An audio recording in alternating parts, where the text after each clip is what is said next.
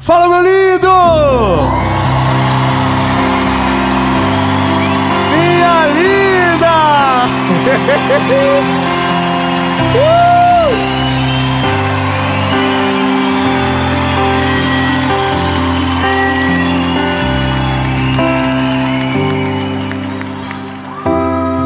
Aleluia! Meu Deus, que delícia que tá esse lugar!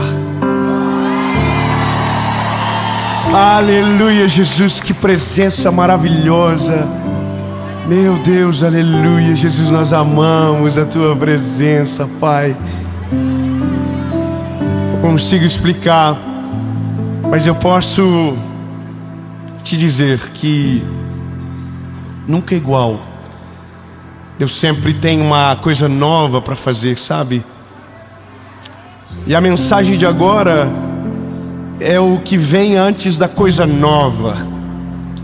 Eu quero falar sobre o treinamento de Deus. Vocês já não comemoraram igual antes?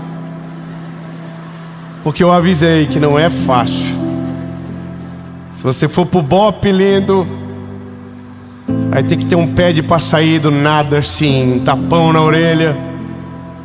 Você vai dizer: oh meu Deus, por que eu escolhi isso para minha vida? Só tem uma coisa que é diferente. Seja o Bop, seja o exército, você escolhe o exército. Com Deus não. Ele escolhe o plano, Ele escolhe o treinamento.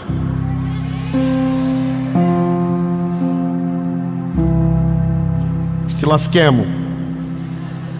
Ou vive o treino para viver o propósito, ou foge do treino e o propósito nunca chega. Amém? A gente vai para a mensagem. Eu só vou te pedir um favor.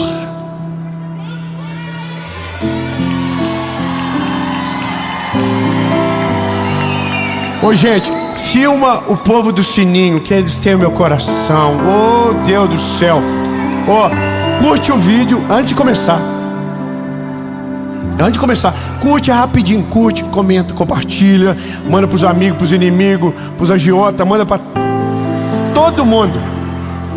Amém? Se você ainda não é inscrito, se inscreve, ativa o sininho. Toda segunda-feira, 7 horas da manhã, tem uma palavra de Jesus para você aqui. Amém?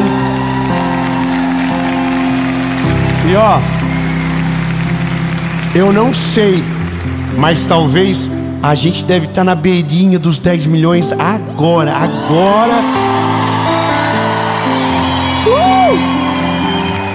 E quando alcançar os 10 milhões,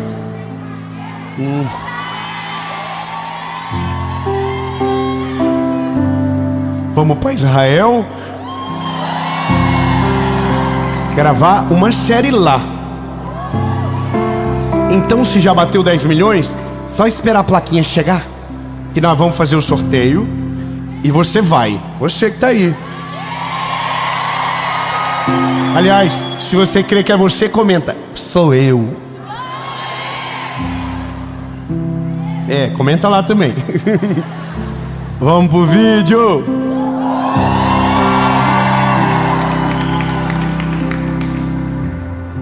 Não deu nem tempo de tomar água.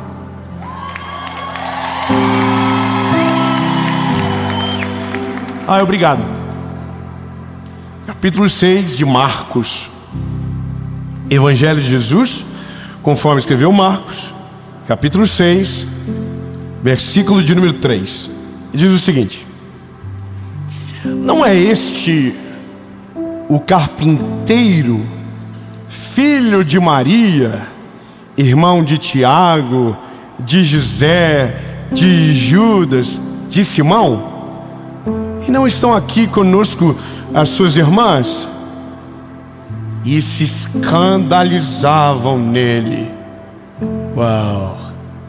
Sabe, algumas coisas são, para mim, difíceis demais de entender. Porque Jesus não foi uma novidade. Jesus foi uma promessa que se cumpriu. Quando você lê o Velho Testamento, tudo ele está dizendo: está vindo um homem que é filho de Deus, e ele vai nos salvar de tudo. É verdade, está na Bíblia. Isaías profetizou 400 anos antes dele chegar: sobre as suas pisaduras fomos sarados, e o castigo que nos traz a paz estava sobre ele.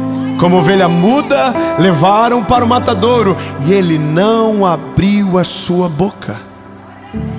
E o nome dele será Conselheiro, Deus forte, Pai da eternidade, Príncipe da paz. Aleluia. Eis que o teu Salvador vem, montado em um jumento, filho de uma jumenta. Ele é justo, ele salva. Estava apontando para ele, ou seja, eis aí o Salvador. Uau! Ele vai nascer numa família real. Ele vai ser da realeza. Ele vai usar roupa de marca. Ele vai usar tênis top. Afinal de contas, o destino dele é o Salvador. Aí vem Jesus. Aí Jesus, irmão, quebra com toda a expectativa. Toda. Primeiro, que ele é um fugitivo antes de nascer. Porque para ele não morrer, a mãe dele teve que fugir para Belém. Já começou assim. Só que ela não foi para o hotel de Belém, na avenida, no 4 estrelas pelo menos. Não, irmão. Acharam uma manjedoura para o nosso Jesus nascer. Nossa, que horrível. Por que uma manjedoura, Jesus? Relaxa, deixa o menino nascer. O que importa não é como começa, é como termina.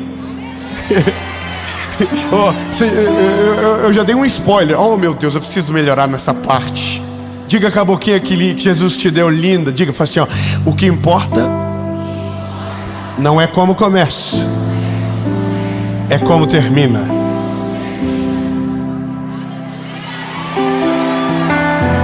Aí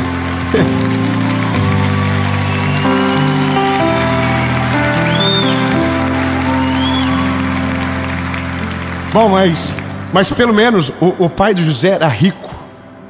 O pai do José inventou o iPhone da época.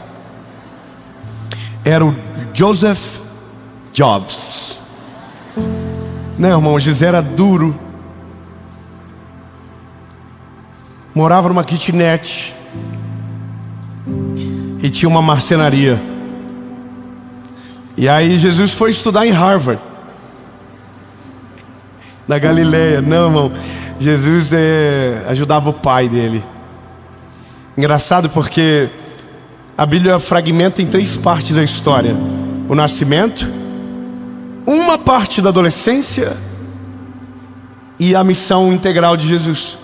Quando ele nasce, a Bíblia diz que os reis magos vão, levam presentes, ouro, mirra. Eles levam.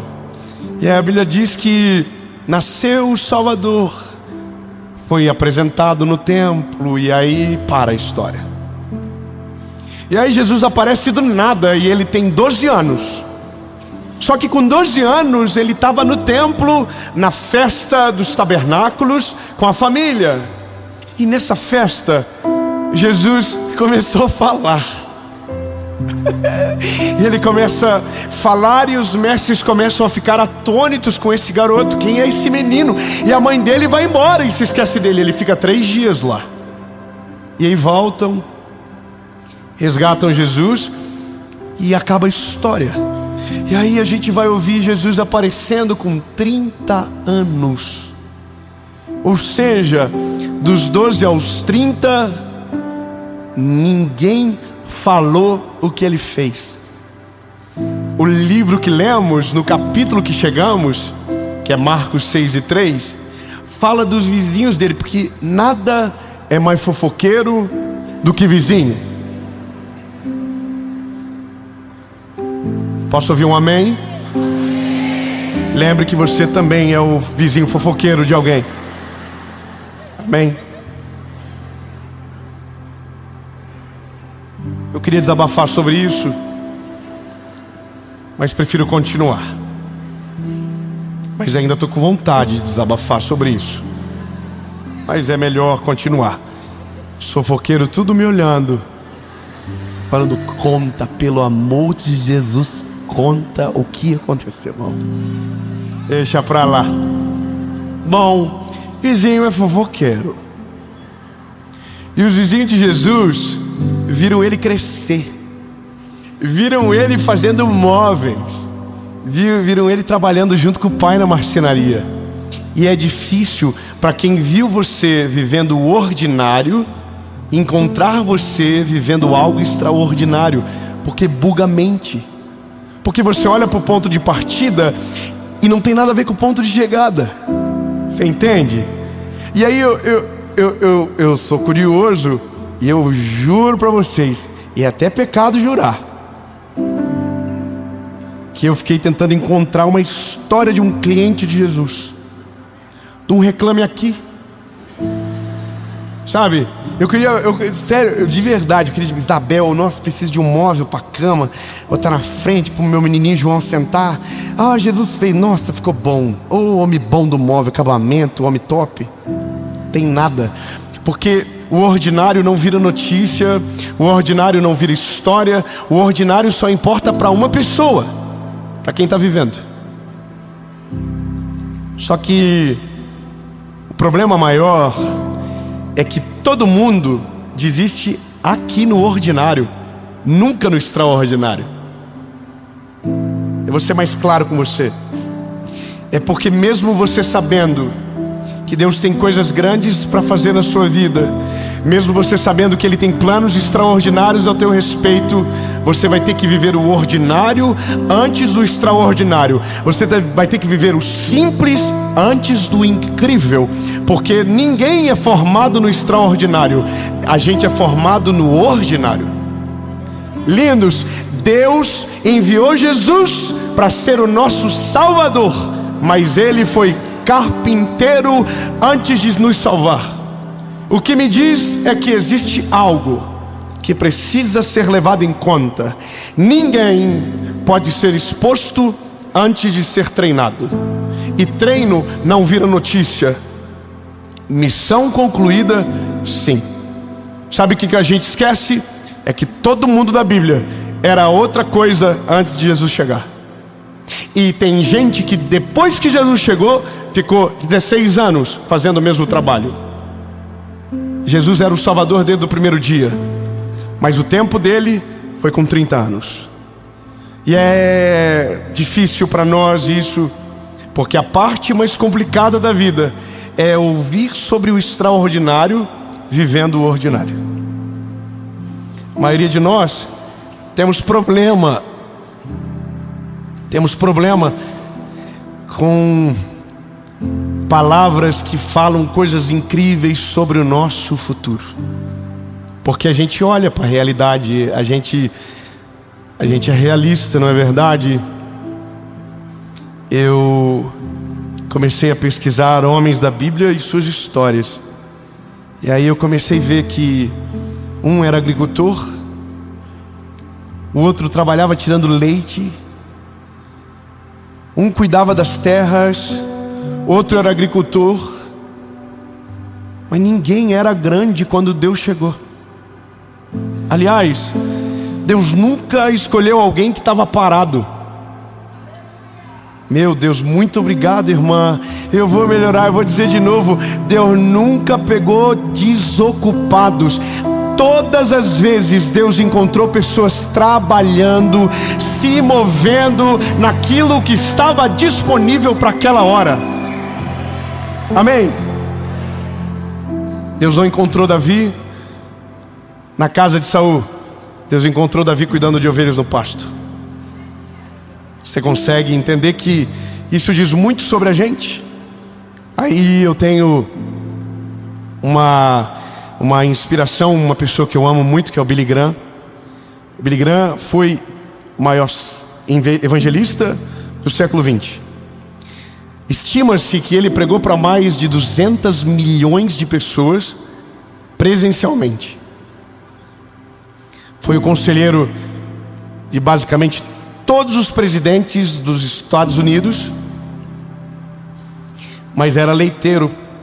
O pai dele tinha uma pequena propriedade e o primeiro trabalho dele não foi pregando para milhares. Ele era um leiteiro. Do leiteiro, um radialista. Da rádio, uma pequena igreja.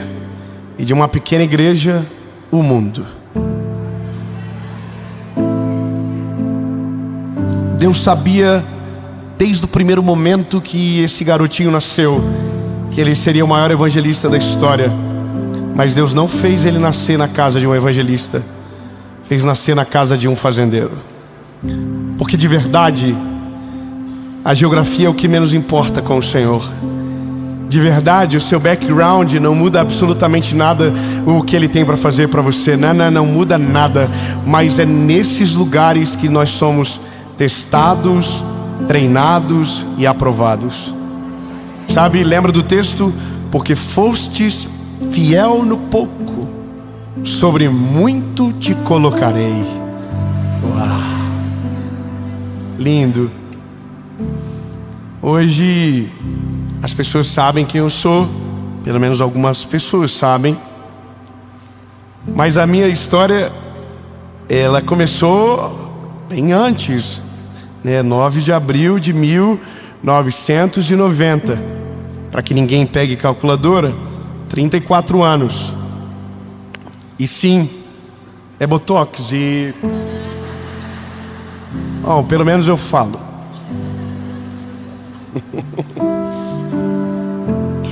Ai, Jesus amado. Bom, eu vou contar rapidamente.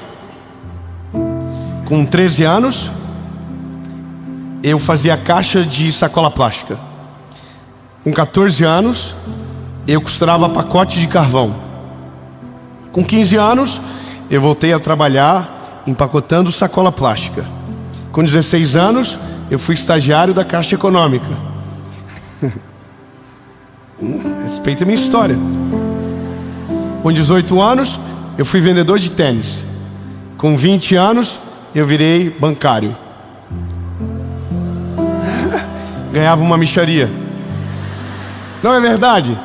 Minha função era prospector de negócios. Uau! Um belo dia eu estou numa feira e a mulher diz: o que você faz? Eu digo: sou prospector de negócios. E eu sempre fui muito sincero. E ela disse: nossa, que chique.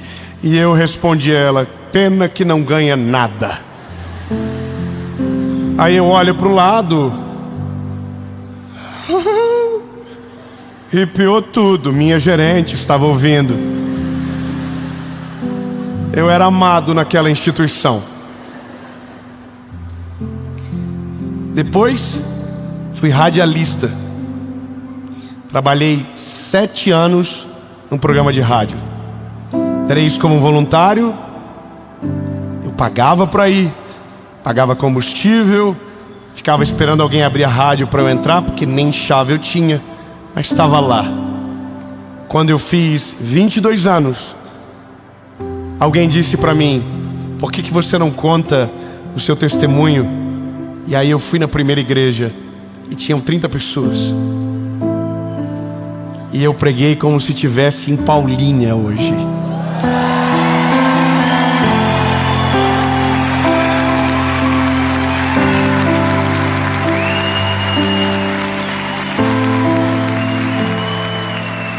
Porque nunca foi sobre o tamanho do público, nunca foi sobre o lugar, foi sobre a mensagem que mudou a minha vida para sempre.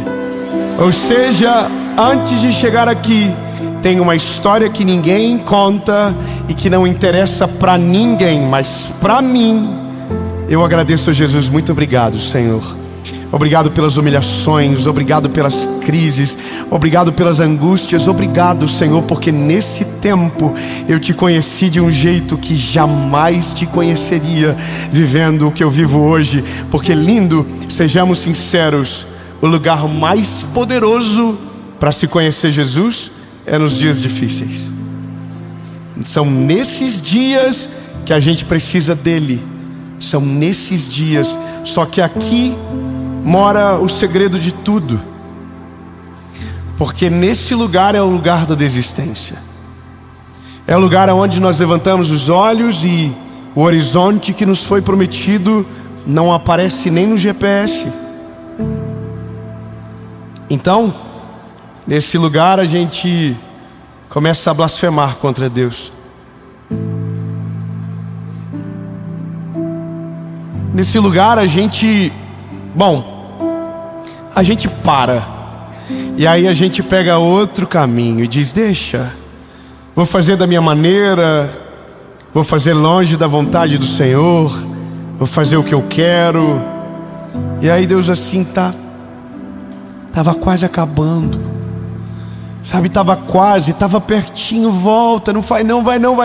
Aí você diz: não, é impossível Deus fazer. E aí a gente começa a usar o processo para dizer o porquê Deus não vai cumprir o que prometeu. A gente diz: olha onde eu estou, olha o trabalho que eu trabalho, olha a minha família, olha a minha história. E lindo, posso te falar, esse deveria ser exatamente o motivo que você deveria agradecer e não reclamar. Meu Deus, você não entendeu, eu vou dizer de novo. Meu lindo, a hora certa de ser grato a Jesus, a hora certa de manifestar o que você sente, não é quando aquilo que você quer se torna sua realidade. É enquanto aquilo que você está vivendo, que nem sempre é o que você gosta, mas você consegue olhar para o céu e dizer: Jesus, muito obrigado, Senhor, eu sou grato a Ti. Muito obrigado, Jesus, porque o que eu tenho é o sonho de alguém. Muito obrigado pelo meu trabalho, muito obrigado pela minha família, muito obrigado pela minha história. Não importa, Jesus.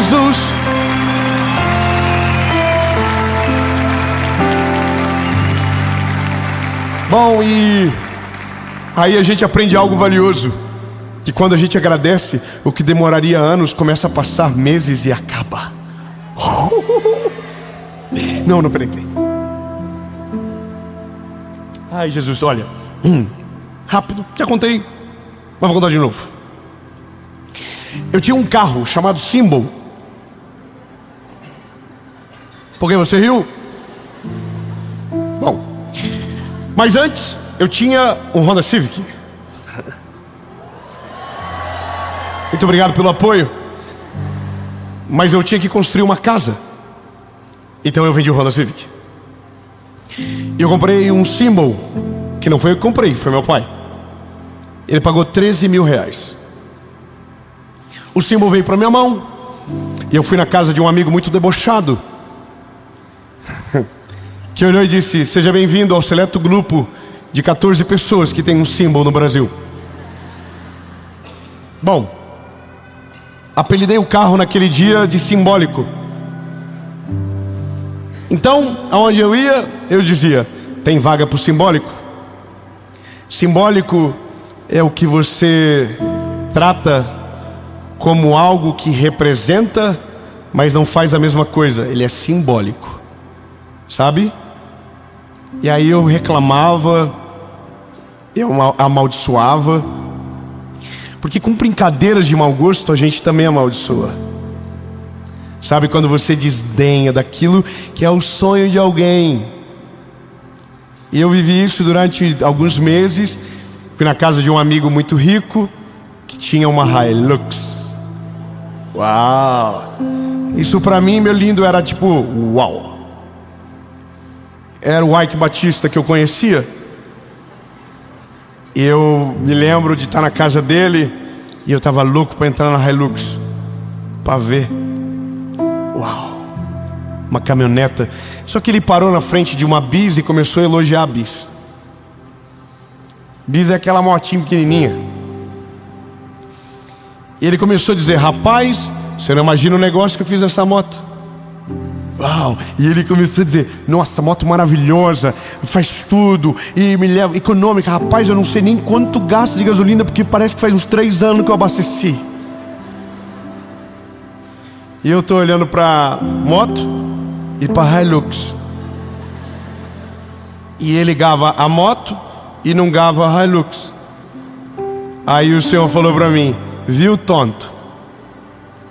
Não é pelo valor, é pelo que serve.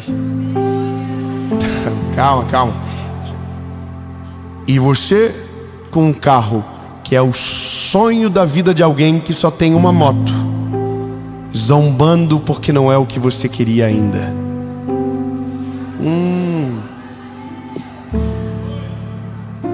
Eu não sou chorão. A lágrima começou a correr na frente do homem. Na cabeça dele, ele pronto, vendia bis para alguém. Mas só pode. E eu falei: Paula, corre aqui, minha mulher.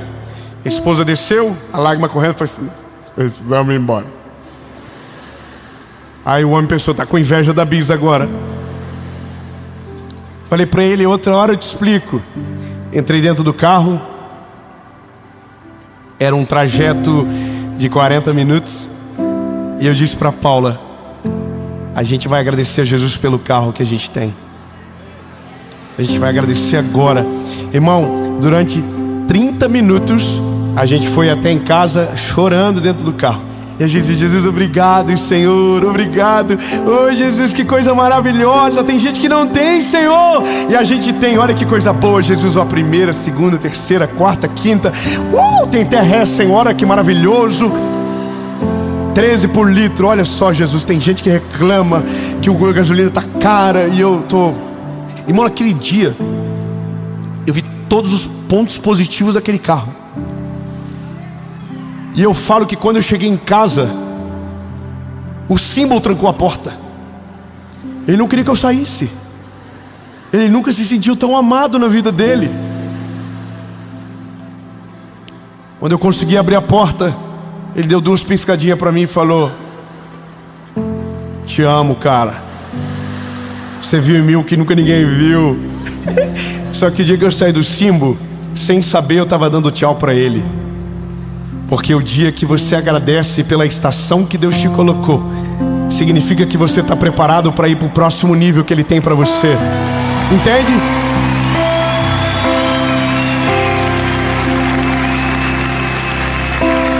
Quando você para de reclamar e agradece por onde Jesus já te colocou, mesmo que ainda não seja o lugar que você deseja, mesmo ainda que não seja aquilo que você espera, mas quando você olha para o céu e diz: Jesus, muito obrigado, aleluia. Parece que no céu faz assim, ó, check. Tá pronto para o próximo. Até o dia que o treinamento termina e a missão principal se apodera de você. E nesse dia você olha para trás e diz: agora eu entendi. Aleluia, Jesus, aleluia. Bom, eu preciso terminar.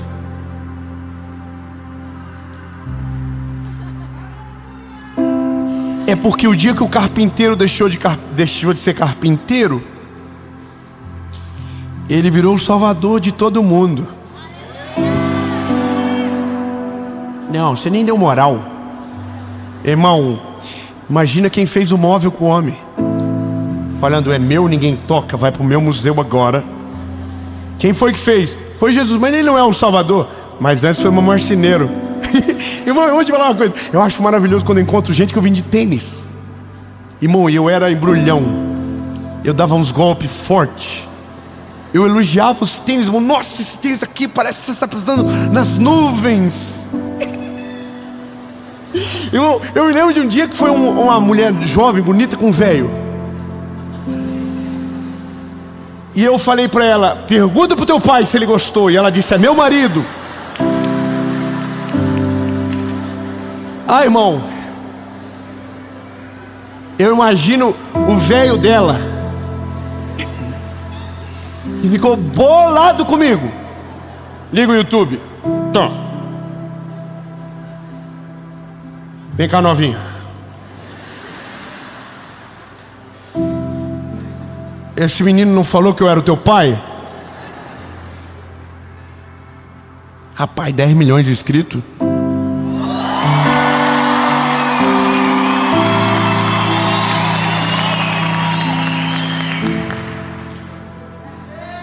Aí a novinha vem. Ela diz: sim. Antes ele falava que você era meu pai. Agora ele está dizendo que tem um outro homem que é meu pai. e que tem o poder para mudar a minha vida, e o nome dele é Jesus. Meu Deus!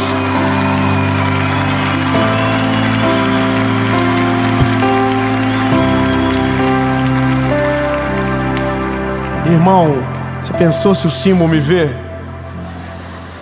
Nossa, deve estar morrendo de saudade de mim. Quando ele vê, nossa, vai ficar perdidinho, perdidinho. Rapaz, esse garoto me tinha esses dias atrás. Que rolou na vida dele? Irmão, já pensou se o pedreiro que deu o golpe em mim na primeira casa vê a casa que eu moro agora, vai ficar perdido. É que quem viu você no processo não vai conseguir acreditar aonde Deus vai te levar. Ei, lindo, o processo é proporcional ao tamanho do plano que Deus tem para você. Então escute bem, é difícil, é complicado, é cansativo. Se é ruim desse jeito, meu lindo, agradece, porque se o treinamento é assim, imagina a missão principal. Sinistro.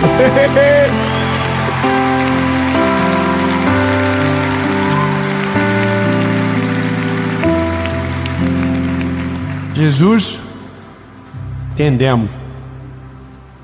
É difícil, né, Senhor? Nunca é fácil. Poxa vida, bem na nossa vez podia ser. Mas não é, Jesus, eu sei que não é. Porque o Senhor não trabalha com pessoas despreparadas. O Senhor não trabalha com pessoas que desistem. O Senhor não trabalha com pessoas que param no caminho. E Jesus, nós não vamos parar. Nós vamos viver o processo completo, até que um dia os nossos olhos enxerguem não mais pela fé, mas de maneira tangível aquilo que o Senhor nos prometeu. Mas enquanto isso não acontece, em cada fase, em cada estação, seremos gratos a Ti, em nome de Jesus.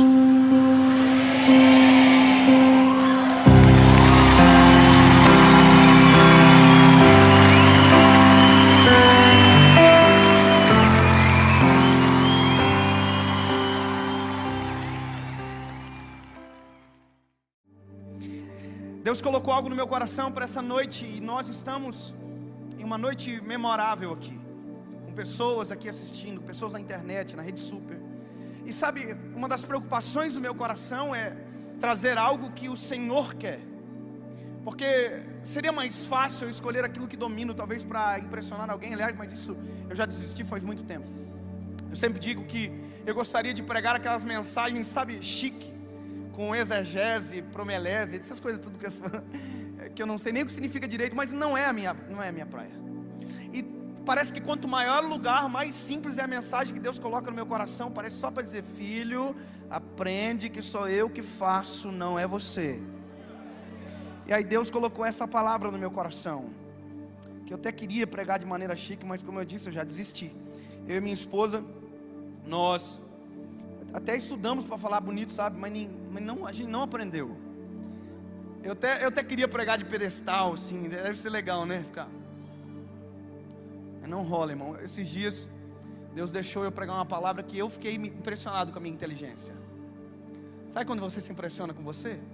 Eu falei: nossa, esse rapaz está profundo hoje, hein? Estava me ouvindo, eu falei: nossa, que palavra difícil, nem eu sei de onde eu tirei. E eu pensei que aquele dia eu tinha pregado a mensagem mais complexa da minha vida e mais inteligente. Eu desci do púlpito, minha irmã me abraçou e disse: pastor, por isso que eu amo você. Suas mensagens sempre são simples. E essa então desisto. E a mensagem que eu vou ministrar hoje, ela é simples e eu vou começar.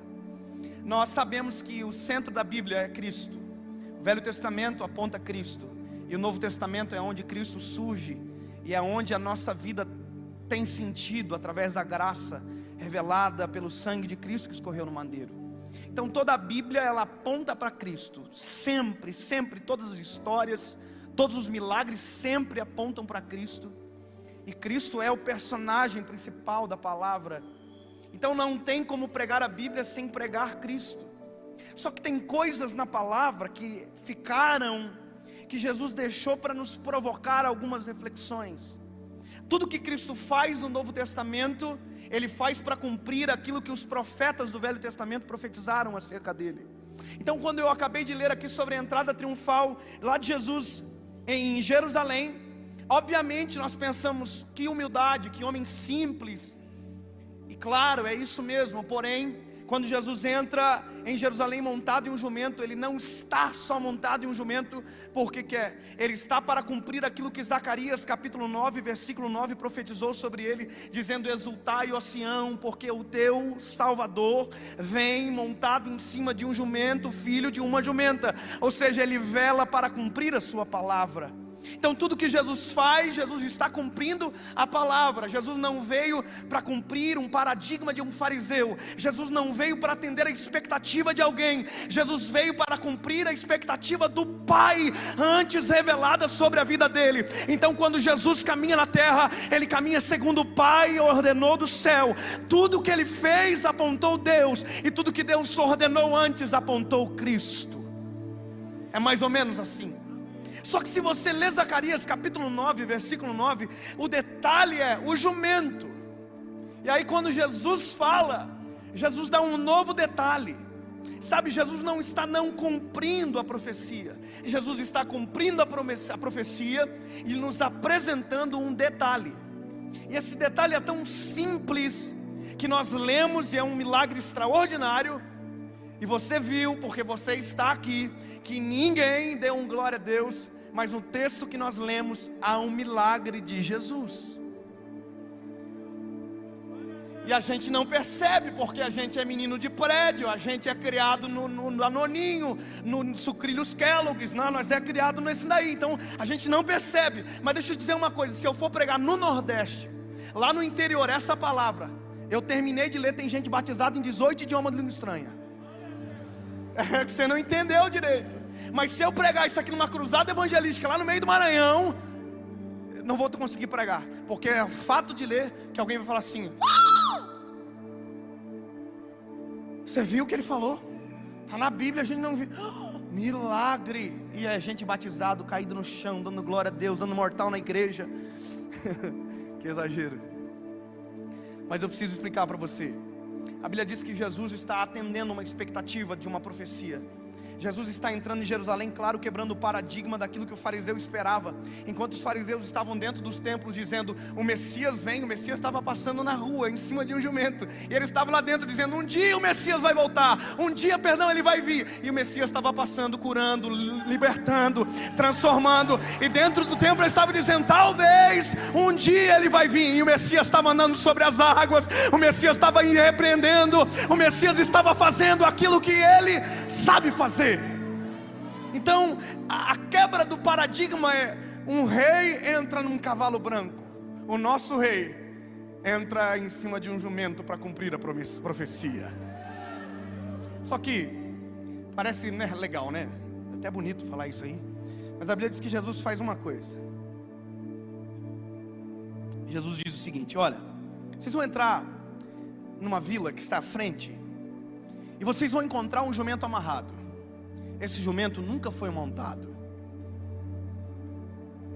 Tragam para mim esse jumento que está amarrado, que nunca foi montado, que eu vou usar ele.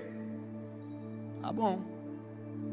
Aí os dois discípulos entram em Jerusalém, entram na vila antes de Jerusalém, e eles encontram exatamente aquilo que o mestre falou: tem um jumento amarrado.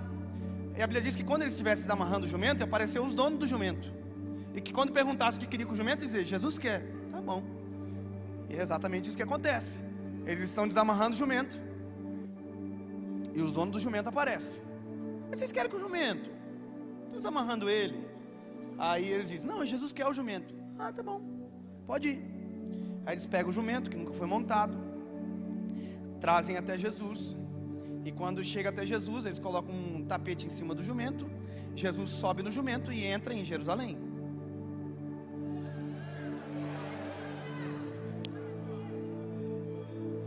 Ai, ai.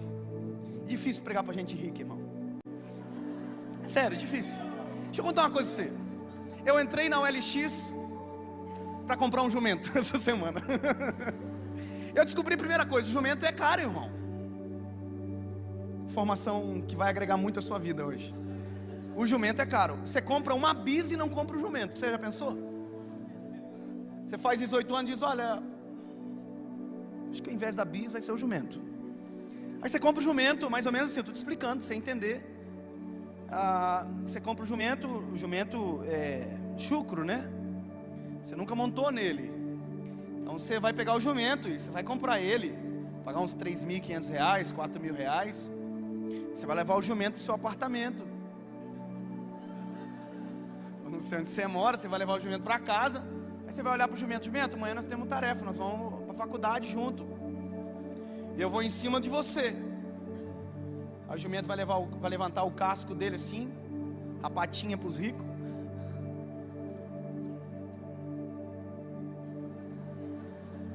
Em mim você não monta não. Como assim? Animal que nunca foi montado não é só chegar e montar. Animal que nunca foi montado tem que ser domado. Ainda mais se for um jumento. O jumento é um dos piores animais para se domar que existe, porque ele é um jumento.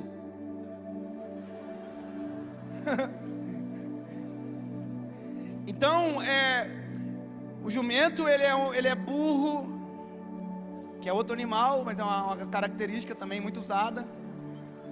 O jumento ele é empacador, teimoso, bravo, jumento, por aí vai. Então, se o jumento nunca foi montado, ninguém monta no jumento.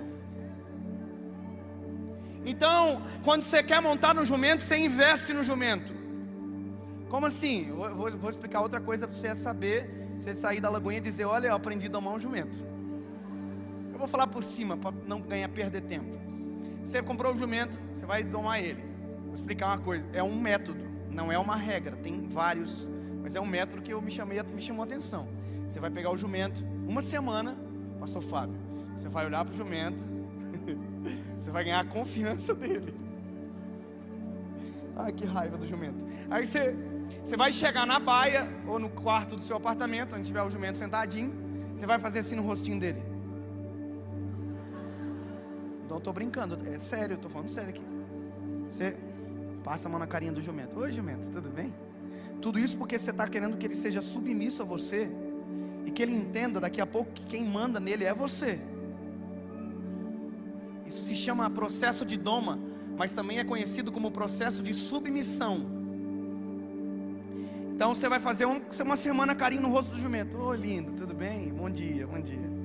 Aí você vai passar a segunda semana, você vai chegar no jumento, vai montar nele, vai colocar o tapete no jumento e tira, porque ele pode ficar bravo contigo.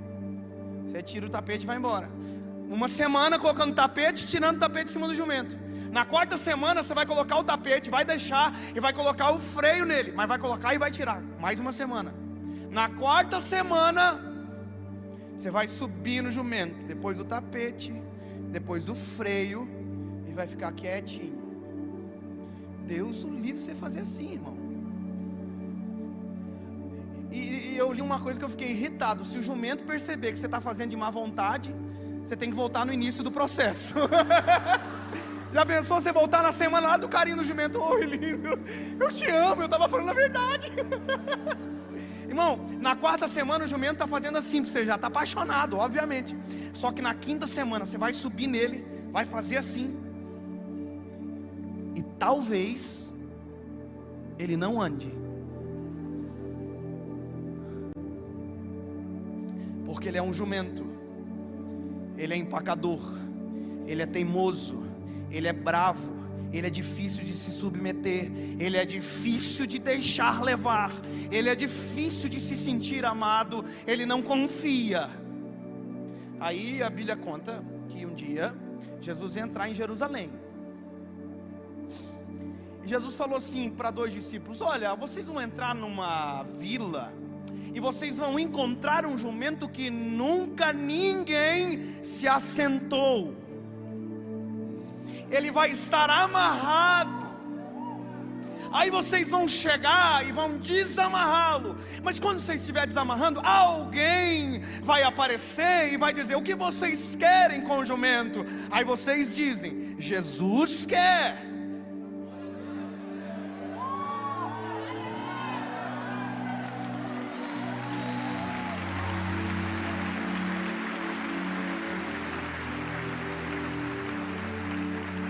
Aí vocês vão levar o jumento para Jesus, vocês vão trazer até eu.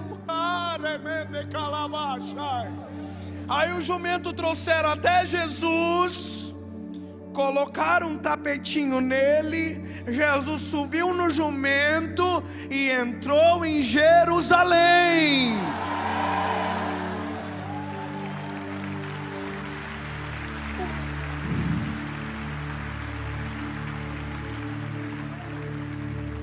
O jumento entendeu aquilo que eu e você demoramos uma vida para entender. Quem manda é Ele. Quem sabe do melhor para mim e para você é Ele. Quem conhece o nosso amanhã é Ele. Quem tem destino para mim e para você é Ele. Ei, se não fosse Ele, você ainda estava amarrado em algum lugar. Calma que você vai entender melhor. Deixa eu te contar uma coisa aqui. Esse jumento, que naquela época era muito mais valioso do que agora, estava amarrado. E sabe, eu sou um pouco irritado com algumas coisas. Eu fico pesquisando, e eu vou nas fontes profundas da teologia. Eu coloco no Google. Uai, todo mundo coloca no Google. E eu coloquei lá: como é que doma um jumento? Aprendi umas coisinhas. Se eu pegar um jumento, irmão, o jumento fala assim: duvido que você sabe. Eu falo: sei. Se eu quiser eu monto no você. Só não tenho paciência, mas eu faço. Só que deixa eu dizer um negócio: o jumento estava amarrado. E animal nenhum fica amarrado, principalmente quando vai ser domado. Principalmente se é chucro. Animal amarrado chucro arrebenta com tudo. Mas esse animal está amarrado. E aí eu fui conversar com o meu pastor da minha igreja, o pastor Sérgio Melfior. Eu perguntei para ele, ele veio do interior, ele sabe muito sobre essas coisas. E ele disse: Dave, meu pastor é muito lindo também, vocês iam amar ele. Ele é muito lindo demais, é um príncipe de Jesus. Ele falou: deixa eu te contar uma coisa, Dave. O animal, quando está amarrado, é porque, na verdade, o nome é palanqueado. Como assim, pastor? É um animal que já tentaram domar ele e não conseguiram. Já tentaram sentar nele, ninguém conseguiu. Esse animal, David, desistiram dele. Ele está amarrado porque ninguém quer ele mais. Calma. Então, peraí. Entendi um mistério aqui. É por isso que quando os discípulos chegam, vão desamarrar o jumento, eles só falam assim: o que vocês querem com o jumento? Eles estão dizendo: isso aí é uma porcaria, irmão. Se vocês conhecessem esse jumento, vocês faziam: olha, vocês iam embora. Tem um cavalinho top para vender. Aí eles dizem: não, Jesus quer. Eu acho que o dono do jumento era fariseu. Agora é meu pensamento aqui. Eles ficaram assim. Que para Jesus... Filma para nós ver depois. Ei, sabe, se é para levar, você pode desamarrar, pode levar isso aí. Eu quero dizer uma coisa para vocês: Jesus é o único que investe em quem ninguém acredita.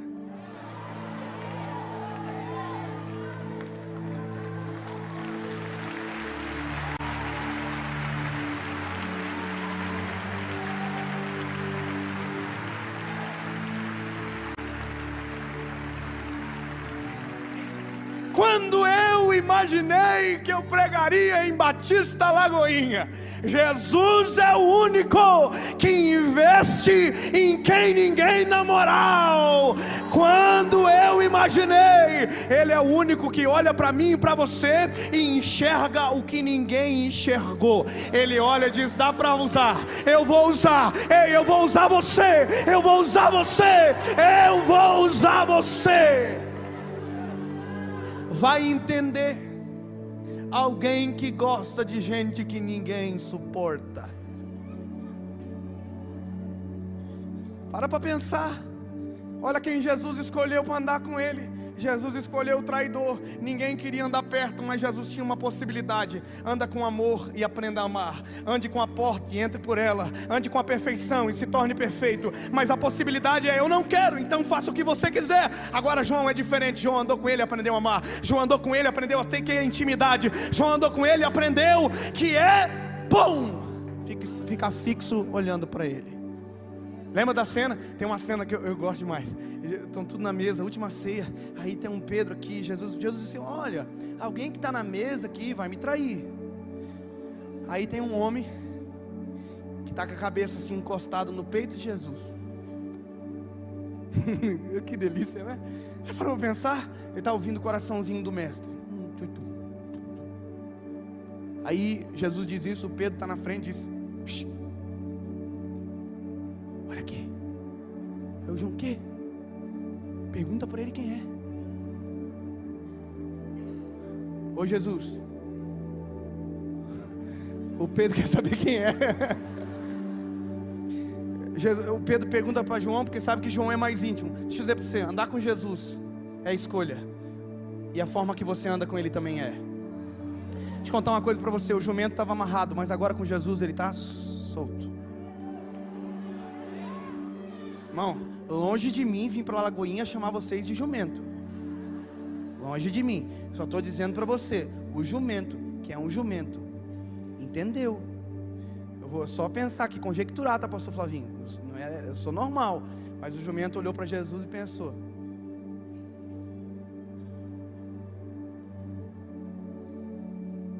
a minha natureza é forte, mas dele é mais.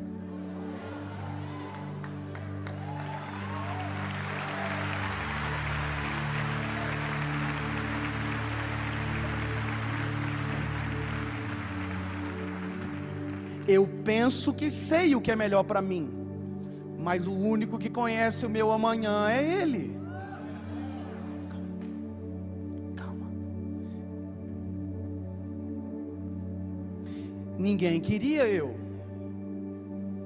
Todo mundo desistiu. E Ele mandou me chamar.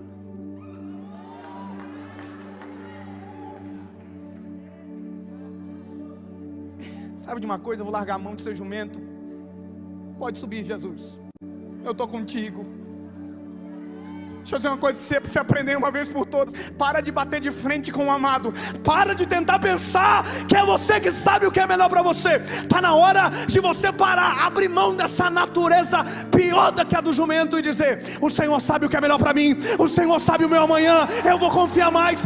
Pode tomar conta. Você está dizendo para Ele: eu até sei alguma coisa, mas quem sabe o melhor para mim é você. Provérbios 16: o coração do homem pode fazer planos, mas a resposta vem do Senhor. Provérbios 27: há caminhos que para o homem parece direito, o fim dele é a morte. Provérbios capítulo 14, versículo 12. Ei, Provérbios 27 que diz: não presumas o dia de amanhã, pois não sabes o que ele trará. Está na hora de você tomar vergonha na cara. Parar de desconfiar. Parar de ficar reclamando no Facebook, postando polemiquinha lá. Está na hora de você dizer: ei, para com isso. Para e dizer: Senhor, a partir de hoje não mais vivo eu, mas o Senhor vive em mim.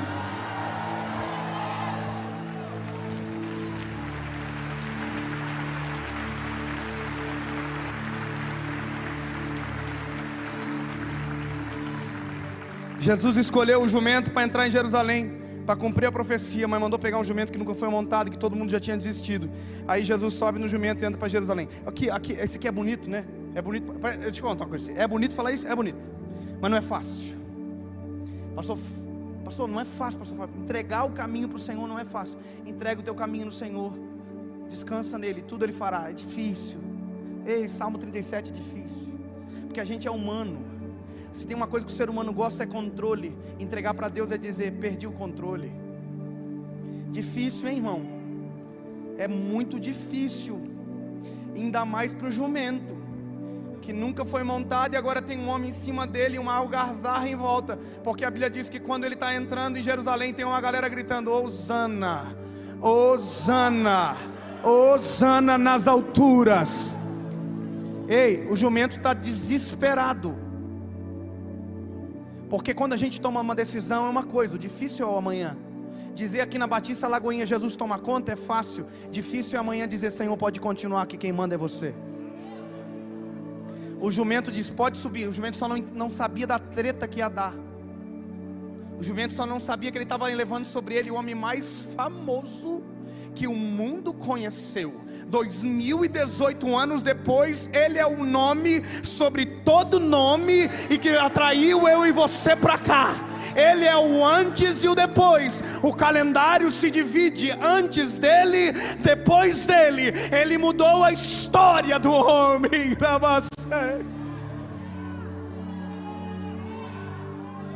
O jumento está entrando em Jerusalém, aquela galera está assim, Hosana nas alturas. E aí a Bíblia diz que quem está empolgadaço mesmo começa a jogar os tapetes na frente do jumento, irmão. O jumento está assim, eu me arrependi, eu vou voltar, eu vou empacar, sai fora, o Senhor não me avisou. É porque Jesus não avisa o processo, só o destino.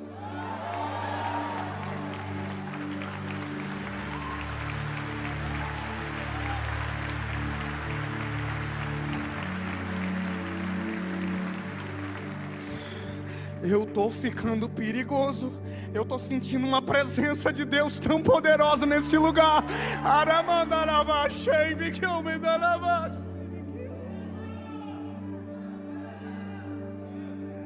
Isso se chama teste do percurso. Posso te contar uma coisa? Eu e minha esposa estudamos 5 anos numa faculdade. 5 anos. Para ser advogado, eu e professor, e minha esposa para ser juíza. 5 anos estudando. Minha família, ninguém fez faculdade.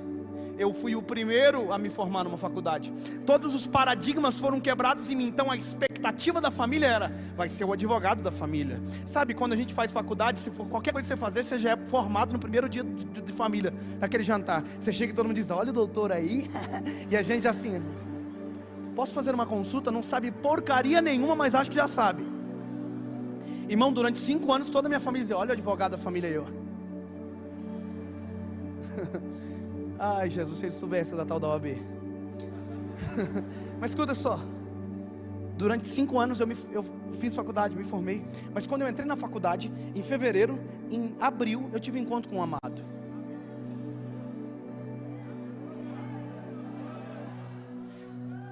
Aí pastor Fábio, estava abandonadinho. Pensava que tinha moral, mas já tinha perdido toda a graça de viver. Pensamentos de morte, depressão. E ele falou assim, chama o menininho lá. Chama o Davinho, aquele menininho lá, aquele doidinho lá. Ninguém dá muita moral para ele não, mas eu vejo nele algo que ele não sabe ainda. Um dia 5 de maio, eu vou levar ele para pregar numa igreja bem grande no Brasil, então tem que começar a preparar ele agora. Chama ele aqui. Aí eu cheguei na frente dele e eu tive que tomar uma decisão. Eu pensei, até agora aqui eu não tinha nada não, né? Eu ia casar, não tinha uma bicicleta. Nenhuma bicicleta mesmo, irmão. Não tinha nada, não tinha um papagaio para dar o piso, não tinha nada. Aí venha pensando, eu estou destruído, e nele eu tenho esperança. Eu não conheço sobre o amanhã, e ele desenhou o meu futuro desde o dia que a minha mamãe soube que eu ia nascer. Porque eu pego o que ele disse para Jeremias, antes que tu se formasse no ventre da tua mãe, eu já te conhecia. A gente é meio metido mesmo, eu fico pensando isso. Eu falei assim, estava desesperado, falei, então Senhor, pode tomar a direção. Só que aí que está o negócio. Eu tomei a direção e eu nunca imaginei que ele ia dizer para mim, não quero que você seja um advogado. Se eu imaginasse, ia ser muito difícil. Eu nunca imaginei que eu ia ter que romper com todas as expectativas da minha família para atender uma expectativa do céu a meu respeito. No começo eu dizia, eu abri mão de tudo. Depois eu aprendi, eu abri mão de nada e abracei tudo.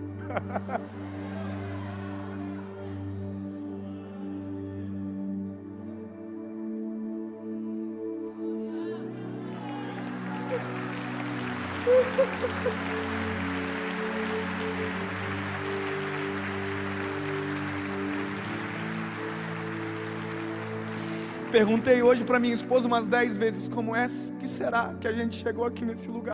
Saímos de uma congregação de bairro da minha cidade para estar hoje na maior igreja, a referência do Brasil inteiro e fora da nossa nação. Como é que será que chegamos aqui? Dia 23 de abril de 2009, eu mirei para cá. Até então eu estava amarrado. Quando eu disse toma conta, ele me mirou para Jerusalém, o centro da vontade dele. Deixa eu te dizer uma coisa, Jerusalém no Velho Testamento é aonde a presença de Deus estava. Daniel orava virado para Jerusalém. No Novo Testamento é onde a aliança foi manifesta. Jesus desceu, morreu, ao terceiro dia ressuscitou, e antes de ir disse: vou preparar uma casa para vocês, mas eu não vos deixarei sozinho, vos deixarei o Consolador que estará com vocês todos os dias. Atos capítulo 2 diz: estavam todos reunidos no mesmo lugar, quando de repente um vento impetuoso encheu a casa onde eles estavam, e foram ouvidas línguas rebatidas como de fogo. O Espírito Santo desceu e o Consolador virou nosso melhor amigo. A partir daquele dia ele mirou a gente para Jerusalém. Antes a gente estava para baixo, agora a gente está olhando para o céu. A gente vai para o céu, a gente tem destino, a gente tem casa.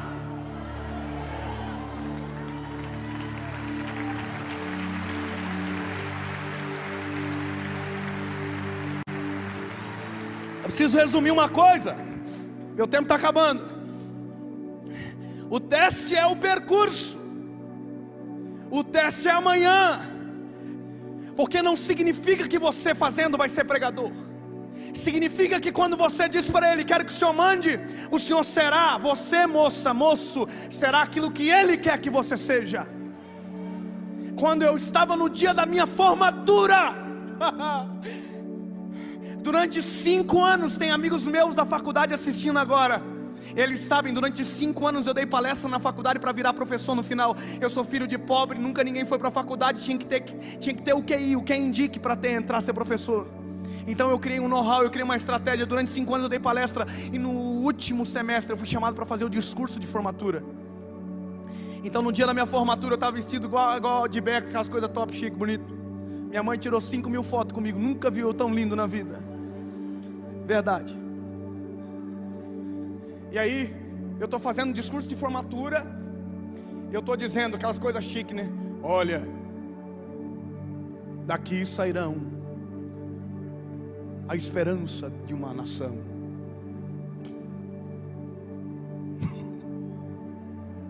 A gente é bom, né, para fazer emoção assim. Daqui sairão doutores, juízes, promotores, desembargadores, ladrão. Tô brincando. Daqui sairão. Eu fui falando os trem tudo. Aí o Espírito Santo falou no meu coração bem na hora assim. E daí tá saindo um pregador da minha palavra.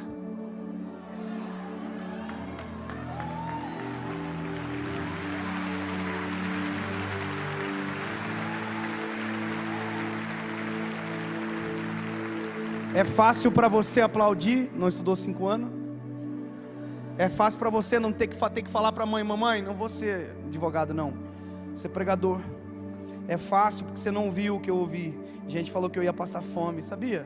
Falaram que eu ia envergonhar minha família. Um dia falaram para mim que o meu foguinho era de palha. Falaram também que eu ia envergonhar a minha esposa Paulinha. Você é inteligente, menino, que você não casou com um homem inteligente também. Eu tive que ouvir tanta coisa. Tive que orar para Jesus, falar com a minha mãe, para ela parar de dizer para mim que eu podia abrir um escritório e pregar também. Eu tive que fazer, olha irmão, até um dia que eu vivi um milagre. Eu descobri que eu estou indo para Jerusalém, e que um dia eu vou chegar em Jerusalém, e que lá serão explicadas todas as minhas perguntas. Mas enquanto eu não chego lá, eu tenho a plena certeza de que quem está me levando sabe o endereço. Quem está me levando para lá sabe o que eu preciso.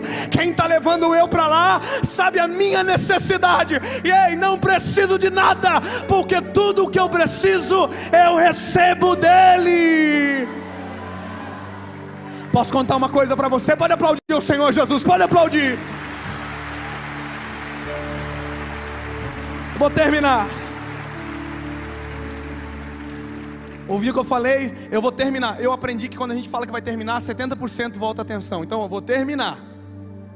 Talvez não, mas eu vou terminar. Ó, esse aqui é a coisa mais difícil. É quando o jumento entra e eles começam a jogar os tapetes na frente. O jumento está perturbado porque é tudo muito novo. E agora é um teste para ele tomar a decisão de voltar para trás. O senhor já tem vontade de parar, pastor Fábio? Já, né? Já teve, pastor Flavinho? Vontade de falar assim, sabe de uma coisa? Não vale a pena. Dá, né? E já passei cada coisa. E advogado voltando para casa com 13 reais de moeda no bolso, irmão, não ter dinheiro para pagar a balsa. E é difícil uma esposa que se formou em direito ia ser juíza dentro de um uninho bem velhinho, com guarda-chuva fora do carro, porque o queimador para-brisa queimou, limpando para eu chegar numa igrejinha desse tamanho, para pregar e ir para casinha com a mãozinha na frente ou atrás. É difícil, oh, como é difícil ir igreja com gente famosa cantando, e você sendo um coitadinho e dizer, pode ir para casa, que depois a gente leva você para jantar outro dia, e a gente bem envergonhadinho no carro, porque não era ninguém, e saber que tinha gente comendo melhor, só porque a gente não era conhecido. É difícil. Chega uma hora, Marcão, que eu vou dizer, eu dizia assim, ó, sabe de uma coisa, eu não estudei para ser trouxa dos outros, eu não estudei para pregar para gente que não vale a pena. Aí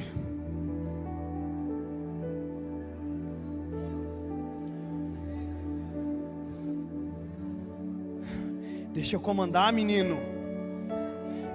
Calma que Jerusalém está chegando, rapaz. Calma que Jerusalém está chegando. Calma que Jerusalém está chegando. Calma que Jerusalém está chegando. Para de pensar em desistir no caminho que você nem sabe o que está te esperando. O jumento chegou em Jerusalém. Eu termino agora. Eu vou ter que resumir aqui.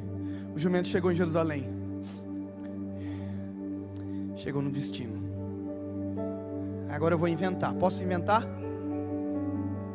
O jumento chegou no destino. Jesus desceu. A jumento foi para casa. Chegou em casa.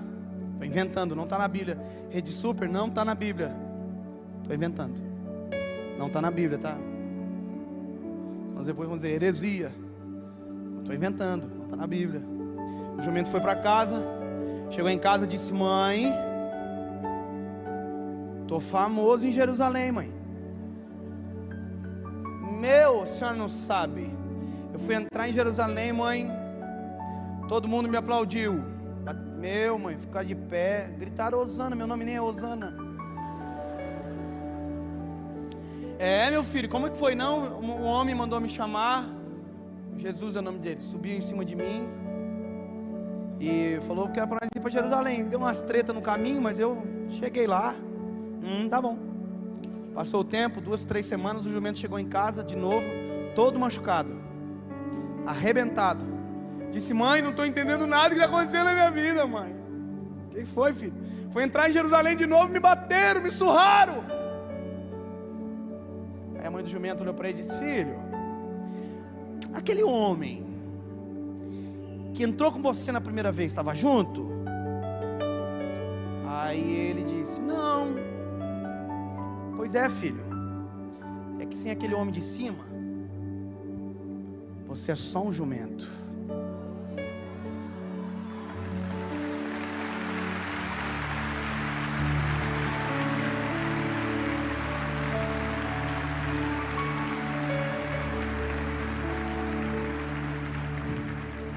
Você pode pensar que está indo para o caminho certo, porque está dando certo até agora. Você pode pensar que está tudo bem, porque tudo até agora, nada deu errado. Mas sozinho, você é mais um. Sozinho, você está à mercê do acaso. Sozinho, você é só mais um. Está na hora de abrir mão dessa natureza aí. Está na hora de voltar a confiar no amado. Está na hora de devolver o controle para Ele. Fica de pé, Lagoinha, por favor.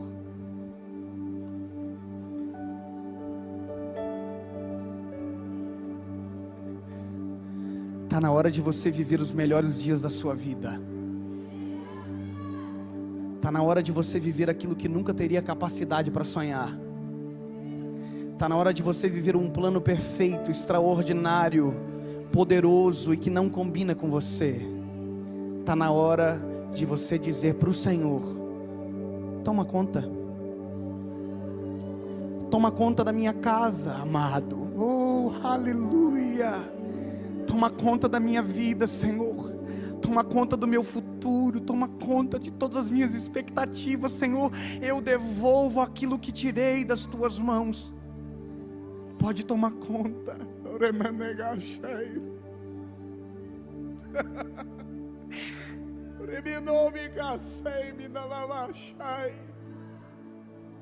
Porque um pai, quando recebe isso de um filho, é a melhor coisa que existe. Você gosta do livre-arbítrio? Deixa eu dizer para você, quer agradar o coração do paizinho? Fala para ele: não preciso. Eu quero é que o Senhor mande, Senhor. Eu quero que o Senhor dirija, porque bem sabe, porque me sondas e me conheces, porque sabes tudo ao meu respeito, porque vê o que eu não vejo.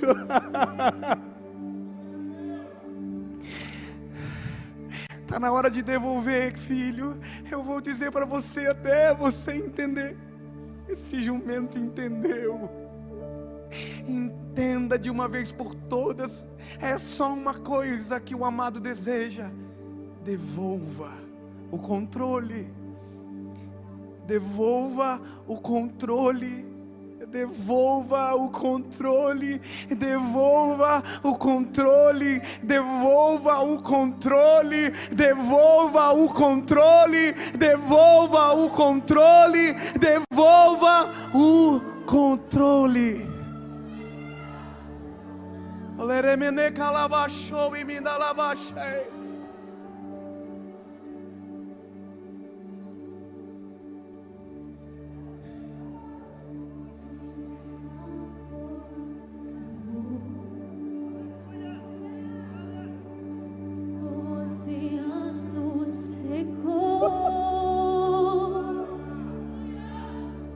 Não há estrelas no céu,